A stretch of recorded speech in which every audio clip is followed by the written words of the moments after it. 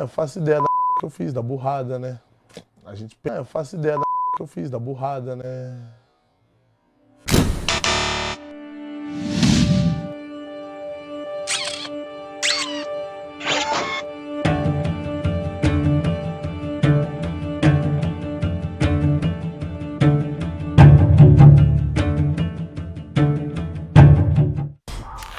Atenção! O vídeo que você está prestes a ver é uma análise baseada em ciência e estudos apenas. Não vou expor a minha opinião sobre a pessoa do vídeo, apenas o que observei sobre ela. Bom, eu acho que infelizmente essa notícia não é novidade para ninguém. Esse aí é o Alípio, que juntamente com seu primo Ricardo, agrediram por meio de socos e chutes e mataram o andarilho Luiz Carlos Ruas na estação de metrô Dom Pedro II, lá no centro de São Paulo. Uma vez que a polícia já apurou os dois como homicidas por motivo fútil, a gente só vai analisar o depoimento deles em relação à situação. Ele tava comigo porque a gente tava vindo da casa do meu tio. Ele começa com os olhos bem abertos, a boca bem aberta, fluxo cardiorrespiratório bem ofegante. Isso aqui no rosto dele não é expressão de medo, e sim uma condição fisiológica para o estado de alerta em que ele está. O sistema nervoso autônomo dele está liberando hormônios para deixar ele atento no que ele está falando. Seu estado de alerta, juntamente com boca seca, revelam não só sua ansiedade atual, como uma ansiedade bem recente, talvez antes mesmo dessa entrevista, onde ele veio arrancando a pele da sua boca e deixando essas feridas.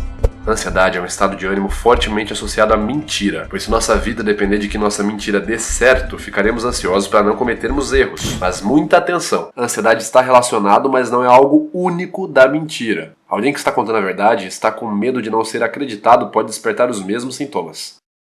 Começou uma confusão. Ele fala que começou uma confusão, mas faz uma negação com a cabeça. Tá mentindo?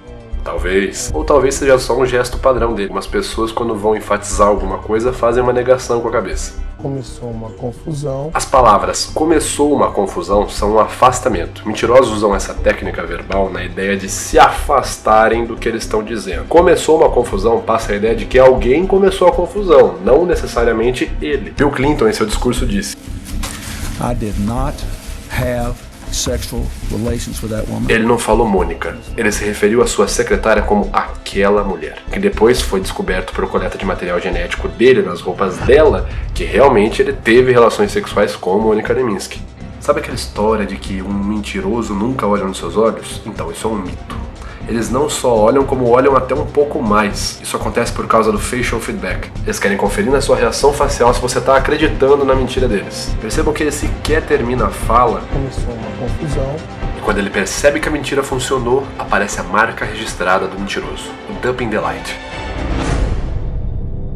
Dumping the Light, ou sorriso de deleite, é como uma satisfação ou um alívio para o mentiroso. Ele está feliz que sua mentira funcionou. Essa é a Diane Down, uma das psicopatas mais famosas dos Estados Unidos. Ela atirou a queima-roupa em seus 3 filhos pequenos e em seguida dirigiu até o hospital. Lá, ela disse que reagiu a um assalto e seus filhos foram baleados. Antes da polícia descobrir a verdade e ela confessar tudo, Diane deu entrevistas para emissoras de TV. Nessa entrevista, ela disse para a apresentadora que está muito triste e que ainda lembra de sua filha chorando no banco do carro enquanto seu sangue escorria. Reparem na tristeza da entrevistadora e no Dumping the Light de Diane. And that, maybe it'll fade too with time, but I don't think so. That haunts me the most.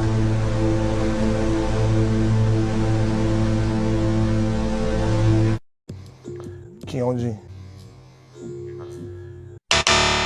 Boca aberta, esticada, tensão nas pontas dos lábios que puxam para baixo, narinas dilatadas, tensão na pálpebra inferior, olhos arregalados, sobrancelhas apertadas para cima. Essa expressão é chamada de medo.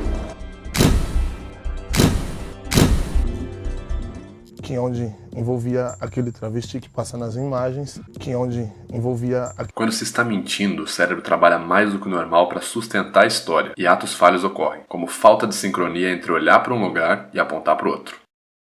I did not have sexual relations with that woman. Aquele travesti que passa nas imagens. Aqui ele teve uma quebra da linha de base dele. Perceba que no começo do vídeo ele tem uma pronúncia mais fluida, ele não fala com pausas, ele fala num tom até que linear. Ele tava comigo porque a gente tava vindo da casa do meu tio. A gente tava bebendo todo mundo junto. Aqui, obviamente, ele fala a verdade, não teria por que ele mentir. Ele só tá explicando por que é que o primo tava com ele. Mas quando ele fala do travesti... Que onde envolvia aquele travesti que passa nas imagens. Além das pausas e hesitação, o ato de falar pausadamente pode significar uma cautela, falar devagar para não errar a história. Voltando para o começo do vídeo, ele também mostra gestos mais amplos, seus braços avançam mais, ele desenha mais, gestos ilustradores. O braço estica e desenha o que a pessoa está falando. Na mentira, geralmente ocorre o contrário. A pessoa fica muito fechada, ela traz os membros mais para perto dela. Isso é chamado de Clinton's Box. Nas imagens, ele mais em torno de 7 ou 8 começaram a roubar a gente, roubaram meu celular, meu óculos, começaram a agredir a gente começamos a brigar. Aí é onde esse senhor entrou, eu não sei de onde ele saiu. Ombros levantados, batismo atencionado, boca aberta esticada na horizontal, narinas dilatadas, olhos bem abertos, sobrancelhas para cima, medo. A expressão que aparece com mais frequência quando você está mentindo, principalmente pelo medo de ser pego. O senhor entrou, eu não sei de onde ele saiu. Ele apareceu. Da onde ele saiu, dá uma imagem de mais inocência pro Luiz Carlos Ruas. E apareceu, coloca ele numa posição ativa, como se ele tivesse entrado no meio da confusão. Lá no meio da confusão, tentando separar, defender os nóia. Como eu falei, quando a gente tá mentindo, nosso cérebro trabalha muito para sustentar a história e vazamentos podem acontecer. Um deles é o vazamento verbal, que é quando a gente entrega parcialmente ou totalmente a mentira que a gente tá ocultando. Aqui no caso, ele fala primeiro separar, revelando a verdade, qual foi a ação do Luiz Carlos Ruas. Tentando separar, E depois ele joga uma palavra que coloca o Luiz Carlos Ruas numa posição ativa. defender os nóia. Defender os nóias, como se o Luiz Carlos Ruas tivesse tomado uma posição de ficar de um lado e defender aquele lado. No meio da confusão, tentando separar, defender os nóia. Dizer que a gente tava agredindo os nóia. A gente empurrou ele, a gente falou, sai daqui que você não tem nada a ver, estão roubando a gente. E ele não saiu, ele foi e voltou. Ele veio, ele deu a garrafada, aí a gente perdeu o controle, aí a gente ficou com raiva, sei lá. Aí a confusão passou pra ele. Olha, isso é feio de ver, de tão mal feito que foi essa mentira. Quando ele fala, ele veio e deu a garrafada, ele dá uma pausa antes de continuar pra história. Ele veio, ele deu a garrafada. Se eu tô contando uma coisa que não tem necessidade de uma pausa, é aí que eu tenho que suspeitar de uma mentira. Por exemplo, meu nome é Vitor Santos. Essa é uma verdade. Se fosse mentira, eu colocaria uma pausa onde não precisaria ter pausa. Meu nome é Vitor Santos. Além da pausa, a gente tem ele olhando para ver o facial feedback do entrevistador. Ele deu a garrafada. E o ponto mais chamativo dessa mentira. O shrug, também conhecido como tremida ou chacoalhão, acontece de forma unilateral de um só dos lados do corpo e geralmente é o ombro e ou os braços. Ele deu a garrafada.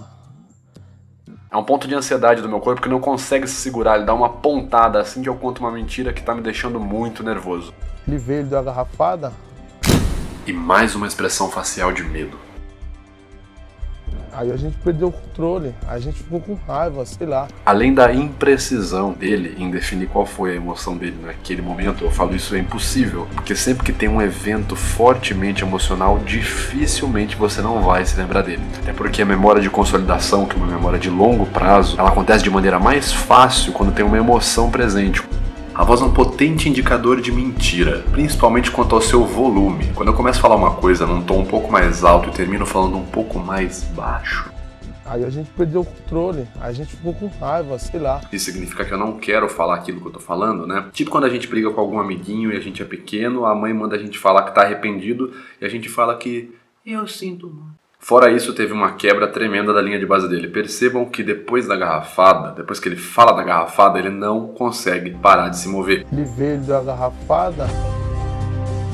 Ele gesticula as mãos, ele começa a tremer, ele vai pra frente, vai pra trás. Isso foi um pico de ansiedade gigantesco. Vejam a diferença antes dele falar da garrafada e depois que ele falou da garrafada. Ele veio, ele deu a garrafada. Esse ato de gesticular as mãos, de ficar mexendo as mãos, é como se fosse uma engrenagem. Você mexe a engrenagem para fazer a coisa funcionar. Até porque o silêncio para o mentiroso é uma coisa horrível. Ele não pode deixar a conversa morrer, ele não pode deixar o silêncio acontecer. Porque no silêncio, o interlocutor tem tempo para pensar em tudo e pensar se o cara tá falando a verdade ou não. E para finalizar, ele tem mais um vazamento verbal no qual ele quase conta a verdade e diz que quem começou a briga foi ele e o primo. Raiva, sei lá.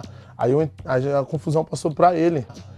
Aí a confusão passou pra ele. E quando ele vai falar do seu suposto arrependimento, a gente tem efeito pavão, que é uma protuberância do peito, o famoso peito estufado, e uma elevação da cabeça. Ambos são sinais de superioridade. E um dumping delight rasgado. Eu faço ideia da merda que eu fiz, da burrada, né? O que aconteceu a Luiz Carlos Ruas foi um assassinato que serviu para ilustrar o quanto o ego de cada um e a falta de preocupação alheia andam juntos. Quantas vezes na semana você pensa em você primeiro? E qual foi a última vez que você fez alguma coisa pensando em outra pessoa antes de pensar em você?